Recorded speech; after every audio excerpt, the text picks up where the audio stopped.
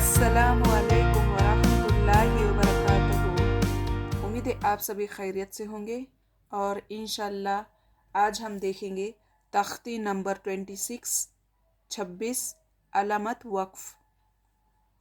ये बहुत ही ज़रूरी सबक है कि कुरान पाक में ये जो अलामतें हैं, ये अलामत आने के बाद हमें इस पर किस तरह से पढ़ना है, किस तरह से ठहरना है, इंशाल्लाह आज हम पूरे डिटेल में जानेंगे।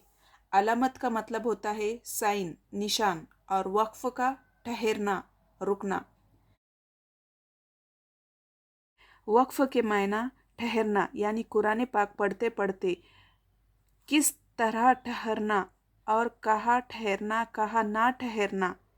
इसके लिए नीचे लिखे हुए अलामत कुरान मस्जिद में जगह जगह बनी हुई है। देखिए, ये है अलामत और ये है इन अलामत की तशरी, मतलब पूरे डिटेल में यहाँ पर इन अलामत के बारे में दिया गया है। सबक की शुरुआत करते हैं और इंशाल्लाह ये जो 2 पॉइंट हैं आखिर में समझाऊंगी। चलिए सबक की शुरुआत करते हैं। ये जो अलामत दिख रही है, छोटा सा दायरा, इस अलामत को आयत कहते हैं। यहाँ ठहरना चाहिए।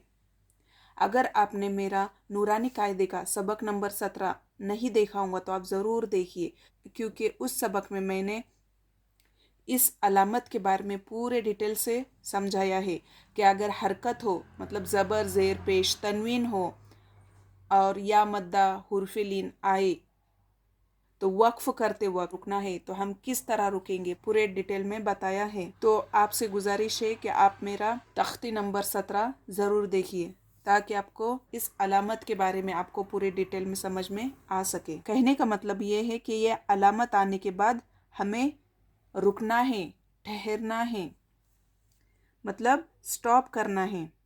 आगे देखिए, तो वक्फ मुतलक की अलामत है, इस पर ठहरना चाहिए। ये जो वक्फ मुतलक की अलामत है, इस अलामत पर भी हमें स्टॉप करना है, ठहरना है। जीम की तशरीह है कि यह ठहरना बेहतर है और ना ठहरना भी जायज़ है। कहने का मतलब ये है कि अगर आयत के दरमियान इस तरह की अलामत आई तो हम इस अलामत पर स्टॉप भी कर सकते हैं और कंटिन्यू भी कर सकते हैं। आगे देखिए, आगे की अलामत है जा, यहाँ ना ठहरना बेहतर है। ना ठहरना मतलब यहाँ पर हम ठहरेंगे नहीं, कंटिन्यू करेंगे, जारी रखेंगे आयत को। आगे देखिए, स्वाद, यह मिलाकर पढ़ना चाहिए, लेकिन अगर कोई थक कर ठहर जाए तो रुखसत है। देखिए, कहने का मतलब ये है कि अगर आयत बहुत लंबी है तो हमारी सांस अगर टूट रही है तो हम यहाँ पर थक कर रुक सकते हैं और यहाँ हम मिलाकर भी पढ़ सकते, मतलब आयत को कंटिन्यू भी कर सकते हैं। स्वला, इसकी तशरीह देखिए, यह मिलाकर पढ़ना चाहिए। इस तरह की अलामत रहे तो यहाँ पर हमें मिलाकर पढ़ना चाहिए, मतलब आयत को जारी रखना चाहिए, कंटिन्यू करना चाहिए। स्वल, इसका मतलब है यहाँ ठहरना बेहतर है, मतलब हमें यहाँ स्टॉप करना है। आगे देखिए, ऑफ, यहाँ ठहरना नहीं चाहिए, आयत को मिलाकर पढ़ना है, आयत को कंटिन्यू करना है। ऑफ, यहाँ ठहर जाओ, मतलब यहाँ पर हमें स्टॉप करना है, रुकना है। आगे की अलामत है आयत कोफी। ये जो अलामत है आपने उर्दू के जो नंबर्स होते हैं उसमें इस तरह की अलामत देखी होंगी, 5, इसे आयत कोफी कहते हैं। अगर कुरान पाक में इस तरह की अलामत आए तो इसे आयत कोफी कहते हैं। मिसाल आयत के हुक्म के है, मतलब जिस तरह आयत को हम स्टॉप करते हैं, रुकते हैं, उसी तरह आयत कोफी पर भी हमें स्टॉप करना है, रुकना है।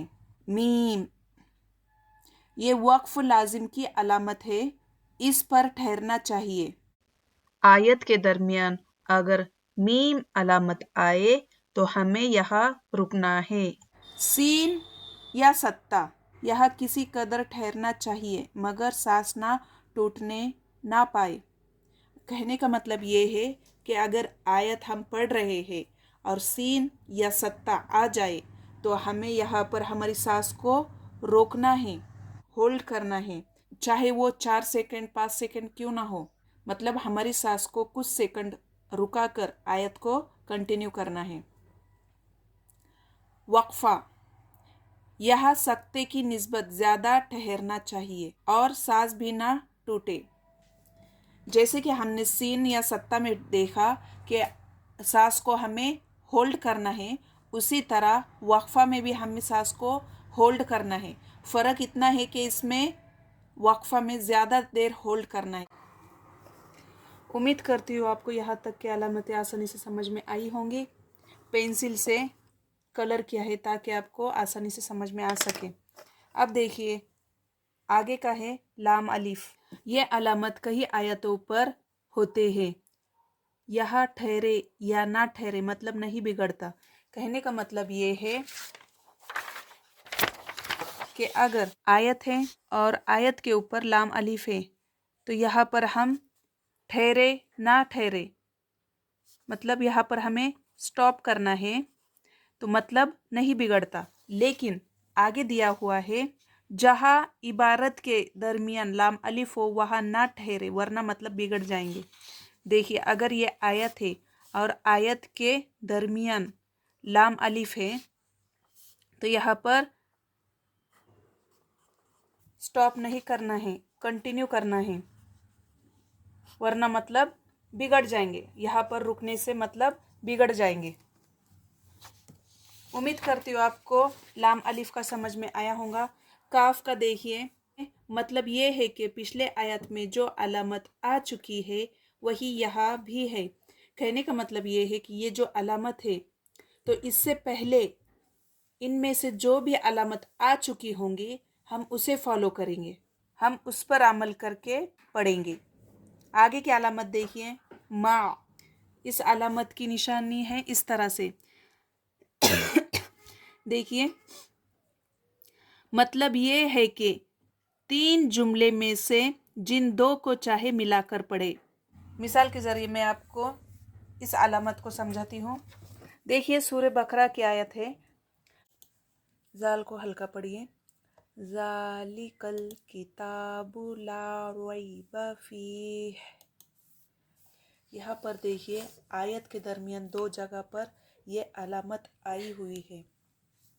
3 जुमले में से जिन 2 को चाहे मिलाकर पढ़े। इन दोनों को हम मिलाकर पढ़ सकते हैं या तो फिर इन दोनों को मिलाकर पढ़ सकते हैं। 3 जुमले में से जिन 2 को चाहे मिलाकर पढ़े।